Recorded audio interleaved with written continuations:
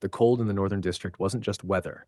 It was presence. It lived in the air, in the silence between buildings, in the way breath came out slower, as if the land itself was watching who dared exist within it. Glacier Village stood tall against it, white stone structures reinforced with ice-hardened plating, towers carved with precision, glowing faintly with embedded frost essence.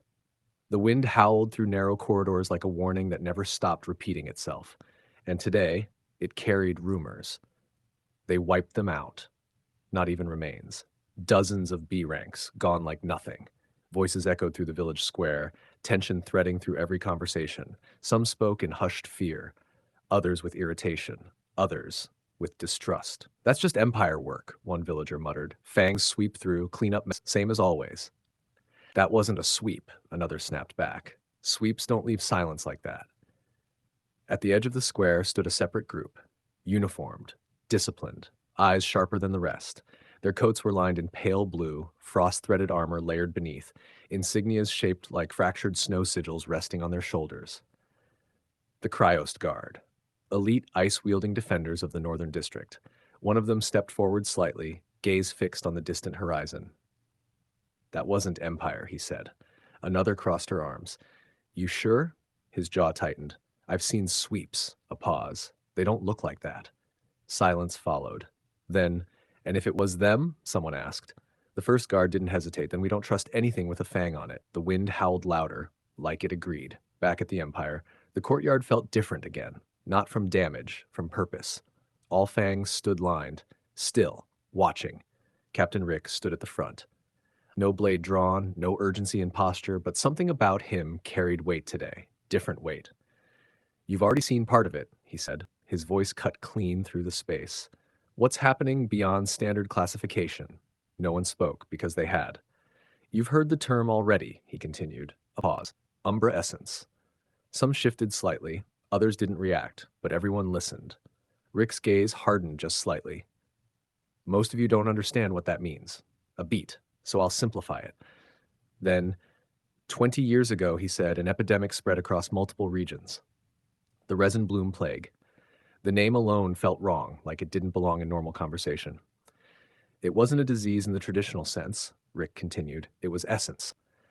Another pause. Corrupted essence. Mira's eyes narrowed slightly. Those exposed to it either died, a beat, or survived. Soji's posture shifted slightly. Those who survived, Rick continued, didn't come out unchanged. Silence tightened. Their essence adapted. A pause, or broke them. The air felt colder. This was the beginning of what we now call cursed essence. No one interrupted. No one questioned, because something about the way he said it didn't allow for it. For months, it spread, Rick continued. Uncontrolled, uncontained. Until one day, a beat. The scorch culling. The name hit different. He was a fang, Rick said. Kato Iyashita. Rakudo's eyes shifted slightly. That name again. Somehow, Rick continued, he manifested all cursed essence from every survivor at that point. A pause. Into himself. Marno blinked slowly. All of it? Rick didn't look at him. Yes. Silence. Heavy. He became something else, Rick said. Something unstable. A beat. Something uncontrollable. The word lingered. But power like that doesn't last. Another pause. And it didn't. Rick's gaze lowered slightly. He died. No dramatics, no legend building, just fact. Not from battle, a beat from himself. The courtyard stayed silent, because that felt worse. After that, Rick continued, his essence, along with the curse, was sealed. By Yahiko Okiyashi. That name carried something else, something older. A wizard, Rick added. From a bloodline that no longer exists. A pause. The Okiyashi line is now forbidden. No explanation, none needed. Silence stretched. Then, Rick stepped forward slightly. What you encountered, he said, is connected to that history. Rakudo's jaw tightened slightly, and it's resurfacing. That landed, hard. The next mission, Rick continued, will take place in Glacier Village. Eyes shifted. Northern District, the capital, one of the 4 elemental centers. This will not be a standard operation, he said. A pause. And I will not be leading it directly. That caused a shift. Small, but real. Winta frowned slightly. Not leading it? Rick didn't respond to him. I will be selecting only those fit for the task. That meant something immediate. Then, footsteps, behind them, not part of formation, not expected. Rick didn't turn. Come in, he said. The doors open, chains gone, restraint gone, but presence still the same. Drenza walked in, casual, unbothered, like none of this concerned him. The reaction was instant. What is he doing here? Marno whispered. Winta leaned slightly. Nah, this gotta be a joke. Pex's eyes narrowed. Sogi didn't move. Rashk watched. Silently. Rick spoke over all of it. This is Drenza. No title, no rank, just a name. He will be training with you. That made it worse. Until the mission begins.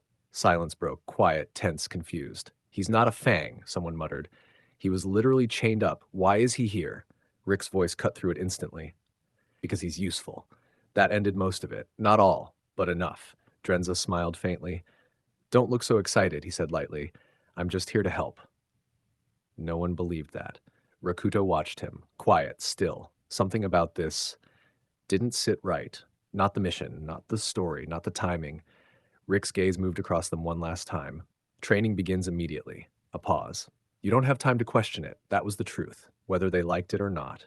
Far north, the wind howled again, through Glacier Village, through the Cryost Guard, through every rumor spreading faster than truth. Something was coming, and for once, no one knew what side it was on.